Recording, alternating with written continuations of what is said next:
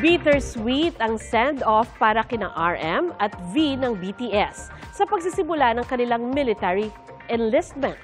Complete ang OT7 kasama ang iba pang BTS members na sina Jin, J-Hope, Jimin, Jungkook at Suga. Sa heartfelt letter ni RM sa BTS Army, sinabi niyang an end is also a beginning. Aminado siyang may nararamdamang takot, pero naniniwalang kapag lumipas ito, marami pang magandang bagay na naghihintay sa kanila. Si V, aminadong ang pinakamahirap daw na pagdadaanan niya ay yung hindi niya makikita ang Army. Muli raw silang bubuo ng magagandang alaala sa kanyang pagbabalik. Pagkatapos sina RM at V, sina Jungkook at Jimmy naman ang mag-enlist.